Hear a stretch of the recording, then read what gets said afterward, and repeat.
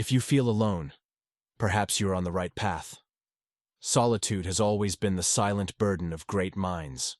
From ancient Greece to modern times, those who dared to challenge common beliefs, think beyond the boundaries imposed by society, and seek truth relentlessly have inevitably found themselves isolated. But solitude is not merely a consequence of deep thought. It is often a requirement for true wisdom. History repeatedly shows that those who rise above mediocrity do so alone. The greatest thinkers did not just accept solitude. They embraced it. Arthur Schopenhauer saw solitude as a privilege, not a punishment.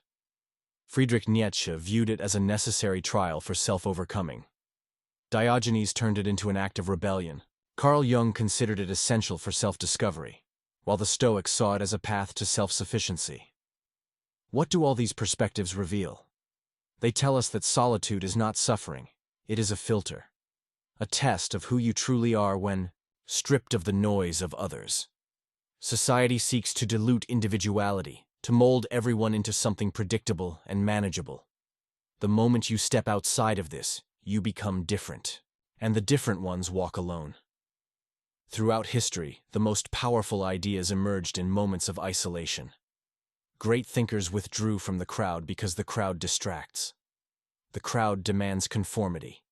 But the solitary mind, free from the pressure to belong, can explore, create, and understand in ways that others cannot. Arthur Schopenhauer did not see solitude as something to be feared or avoided. To him, it was a privilege, a sign of intellectual and spiritual superiority. A man can be himself only so long as he is alone, he wrote. If he does not love solitude, he will not love freedom, for it is only when he is alone that he is really free. Schopenhauer believed that solitude separated the thinkers from the masses. The ordinary man, he argued, fears being alone because when stripped of distractions, he is left with nothing but himself, and that emptiness is unbearable. This is why so many people constantly seek entertainment, meaningless conversations, or shallow relationships. They cannot endure their own presence. But the great mind, the philosopher, the artist, and the visionary, they do not experience solitude as loneliness. For them, solitude is space. Space to think, to observe, to create. Schopenhauer himself spent much of his life in isolation, writing about the nature of existence and the futility of human desires. He saw those who thrived in solitude as possessing inner richness, an ability to entertain and fulfill themselves without external validation. Yet, his perspective was harsh. He did not romanticize solitude as something comfortable. Instead, he saw it as a test. If you can endure solitude, you prove that you have depth. If you cannot, you reveal your dependence on others for a sense of self. To Schopenhauer, solitude was not a punishment. It was an unavoidable reality for those who wish to think freely. The greatest ideas are born not in the noise of society, but in the silence of the solitary mind. Friedrich Nietzsche did not just accept solitude. He saw it as an unavoidable path for those who wish to transcend mediocrity. To him, solitude was not a passive retreat, but an active challenge, a test of strength that only a few could endure. Society, he argued, is built on conformity, on the comfort of shared beliefs, on the weakness of the herd. Those who dare to break away from this collective mindset inevitably find themselves alone. For Nietzsche, solitude was the price of becoming something greater. What he called the Übermensch, the individual who rises above conventional morality, discards inherited values, and creates meaning for himself. But to do this, one must first detach from the crowd, stepping away from the safety of accepted truths. This detachment, this loneliness, is not a flaw, it is a mark of transformation. He understood that those who separate themselves from the herd will be misunderstood, feared, and even hated. In Also Sprach Zarathustra, Nietzsche writes, "The higher we soar, the smaller we appear to those who cannot fly. This is the destiny of those who seek greatness. They become distant, strange, arrogant in the eyes of those who remain on the ground." But Nietzsche never encouraged the pursuit of acceptance. His call was different. He urged individuals to become who they truly are, without compromise, without fear, without the need for approval. His own life reflected this philosophy.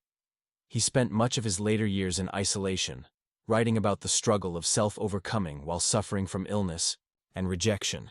Yet, despite his hardships, he never abandoned his belief that solitude was essential for those who wished to reach their highest potential. To Nietzsche, solitude was not a burden, but a trial, a necessary passage to becoming something more. It is not for the weak. It is for those who refuse to be shaped by the expectations of others, and instead choose to shape themselves. Diogenes did not seek solitude out of necessity. He chose it as an act of defiance. Unlike other philosophers who withdrew from society to think and reflect, he stayed within it, yet remained entirely detached. He rejected social conventions, mocked authority, and lived in complete independence from the expectations of others. For Diogenes, true freedom meant needing nothing from anyone. He abandoned wealth, possessions, and even the basic comforts of a home, living in a large clay jar in the streets of Athens. When asked why he lived this way, his response was simple: because everything society considered important was nothing more than an illusion. He was not just a philosopher, he was a provocation. He walked through the streets in broad daylight, with a lantern, saying he was looking for an honest man, exposing the hypocrisy of those who claimed to be virtuous. He openly mocked the powerful, including Alexander the Great, who once offered to grant him any wish. Diogenes' response became one of the most famous moments in philosophical history. "Stand out of my sunlight." That single sentence held everything he believed. He wanted nothing from kings, from wealth, from status. He refused to be impressed by anything that others spent their lives chasing. To him, solitude was not just an escape from the world. It was proof that the world itself was unnecessary. Unlike Nietzsche or Schopenhauer, Diogenes did not see solitude as a burden or a trial. He saw it as liberation. And in his view, the one who fears solitude is still a slave, not necessarily to other people, but to his own desires. If a person cannot stand to be alone, it means they are still controlled by their cravings, still dependent on external things to feel complete. Diogenes' life was extreme, but his message was clear. The less you need, the freer you become. Carl Jung did not see solitude as mere isolation from others. To him, true solitude was something deeper, the realization that no one else could fully understand the complexity of one's inner world.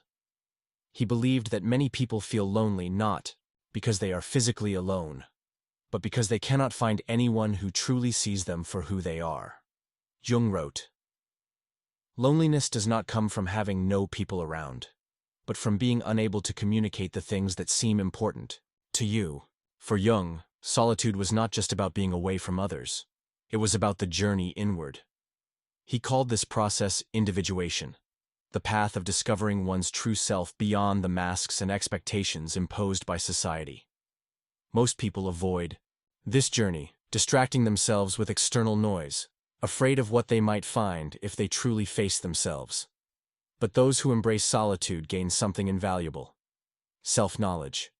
He believed that without solitude, there is no true understanding of the self. When constantly surrounded by others, a person is shaped by their influences, reacting to their expectations, adapting to their opinions. But in solitude, all of that fades away. There are no more roles to play, no more masks to wear. What remains is the raw, unfiltered self. And that, according to Jung, is where true transformation begins. Many fear solitude because they have never truly met themselves. They seek relationships, distractions, and endless activity to avoid facing the unknown depths of their own minds. But Jung argued that only those who dare to be alone can fully integrate their unconscious, embracing both their light and their darkness. Solitude, in Jung's view, is not something to escape. It is a necessary confrontation. Because if you do not understand yourself, you will spend your life being a stranger to your own existence. The Stoics did not see solitude as something to be feared or avoided. To them, it was not about withdrawing from the world, but about becoming independent of it. True strength, they believed, comes from within, not from the approval, company, or validation of others. Marcus Aurelius, one of the greatest Stoic philosophers, ruled as emperor of Rome, surrounded by people at all times. Yet, he wrote, you always have the option of retreating into yourself. For the Stoics, solitude was not about escaping society but about cultivating an inner fortress. A person should never be so dependent on external conditions that their peace is dictated by the presence or absence of others. Epictetus taught that nothing external should have power over one's mind. Seneca advised that a wise person should be able to stand alone without feeling abandoned. To live by Stoic principles means to be self-sufficient. It means understanding that no amount of wealth, power, or companionship can replace the ability to find peace within oneself. The one who needs constant distraction, constant attention, or constant reassurance is not free. They are a prisoner of their own dependency. Unlike Diogenes, who rejected society entirely, the Stoics did not advocate a life of complete detachment. They believed in participating in the world but without being ruled by it. A Stoic can be surrounded by people or in complete solitude, and in both situations remain the same: calm, centered, and unshaken. Solitude, for the Stoics, was not a burden but a test.